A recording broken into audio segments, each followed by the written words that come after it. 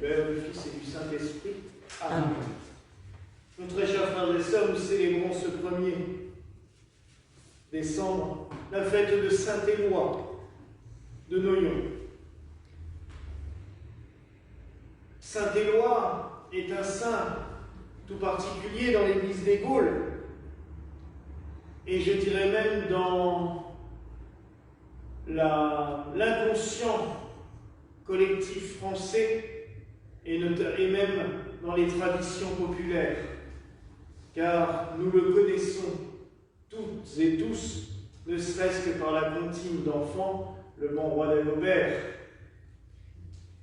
qui s'était mal vêtu, et le bon Saint-Éloi lui dit « Ô mon roi, votre majesté est mal culottée ». C'est une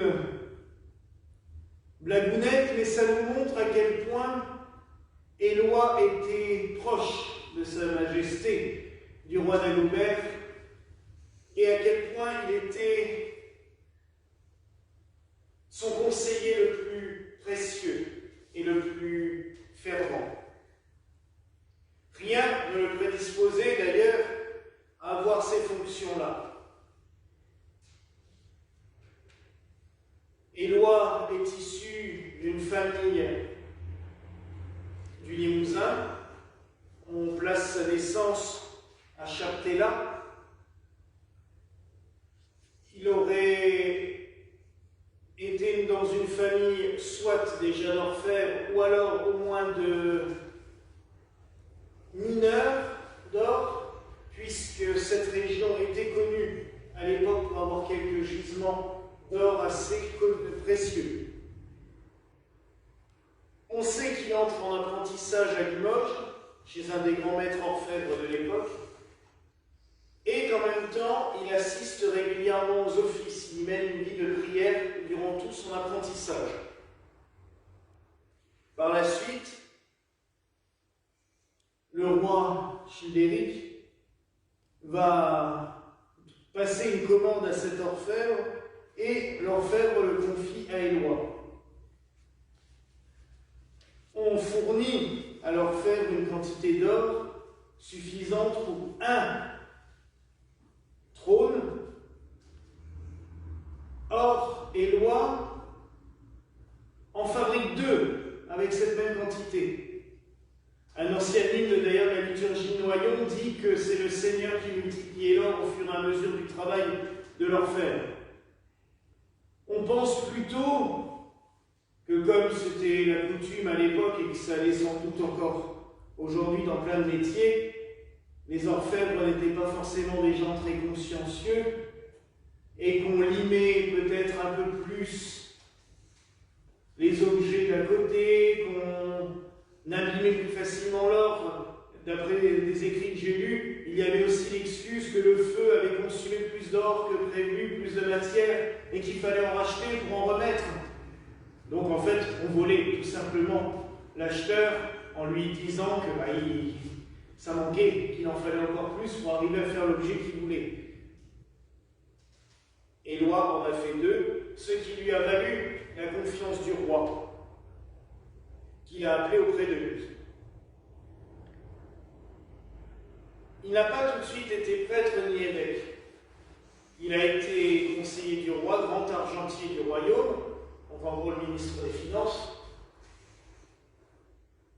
tout en conservant sa fonction d'orfèvre, puisque la tradition lui attribuait de nombreuses œuvres d'art sacrées, des reliquaires, des retables de cérémonie, et jusqu'à la Révolution française, quelques abbayes parisiennes, et l'abbaye notamment de Saint-Denis, se revendiquaient de posséder des retables.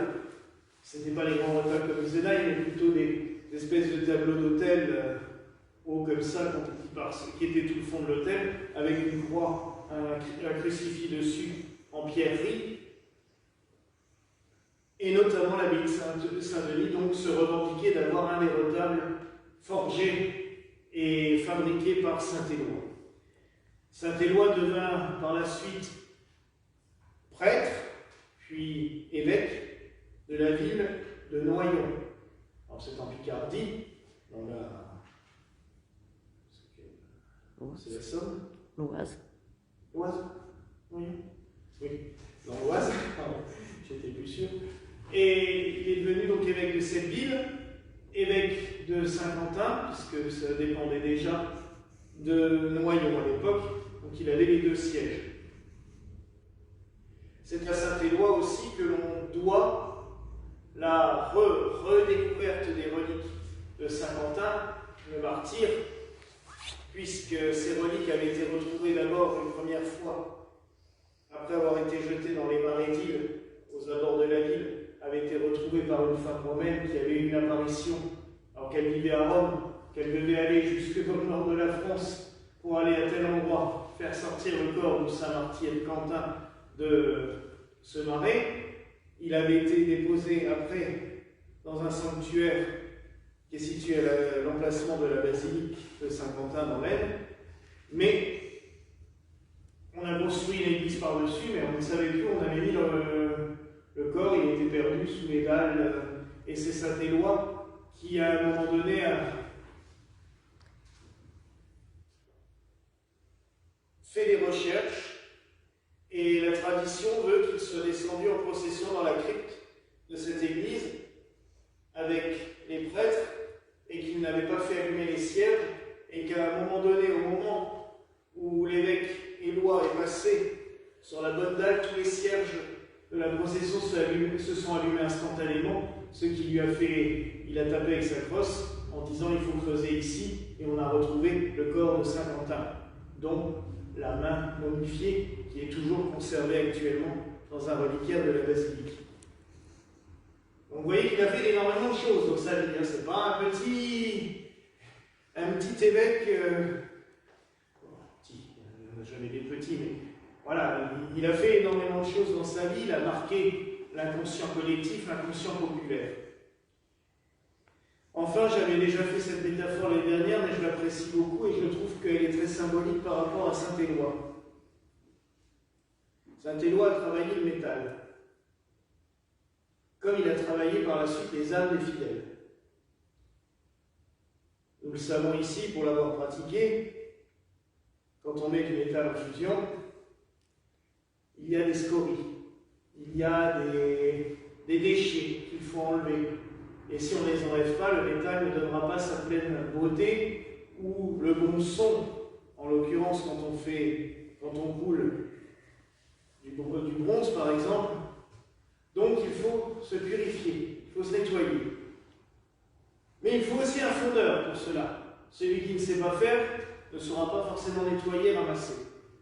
Saint-Éloi, il savait faire pour l'or.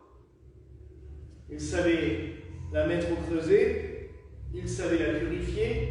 Le purifier, c'est pas féminin, c'est masculin. Donc il savait le purifier, il savait purifier ce métal, le rendre parfait pour ce qu'il avait à faire. Mais avec les âmes, c'est pareil. Un prêtre ou un évêque, avec l'aide du feu de l'Esprit Saint, doit savoir nettoyer les âmes de ses fidèles, les purifier. Alors oui, on doit passer par le feu du Saint-Esprit, le feu de l'amour de Dieu. Des fois, c'est agréable, et des fois, ça peut être plus violent, parce qu'on a besoin de cela à ce moment-là, et que la purification est nécessaire. C'est-à-dire tout simplement se purifier, c'est abandonner les choses non nécessaires, non utiles, ce qui n'est pas primordial à notre vie religieuse et spirituelle, mais aussi des choses qui ne sont pas utiles à notre vie quotidienne et pourtant desquelles on s'embarrasse. C'est aussi des fois nos fautes, il faut le reconnaître, nos péchés, ce qu'on nous a mis sur le dos aussi, des fois il n'est pas nécessaire de conserver. Ben, tout cela a besoin d'être nettoyé, d'être purifié. Et Saint-Éloi a montré à quel point le rôle de l'évêque pouvait être intéressant de ce côté-là aussi. Et cette image, je la trouve très belle. Donc, demandons à Saint-Éloi, demandons au Seigneur de toujours nous purifier pour que nos âmes deviennent de plus en plus belles, de plus en plus éclatantes, de plus en plus étincelantes, comme l'or dans les mains de l'évêque Éloi, mais que le Seigneur aussi nous donne de nombreuses vocations sacerdotales et religieuses qui nous aident à nous purifier, qui sachent travailler les âmes, comme saint Éloi a su travailler le métal, pour que nous puissions tous les jours nous purifier, nous améliorer, nous embellir à la gloire de Dieu.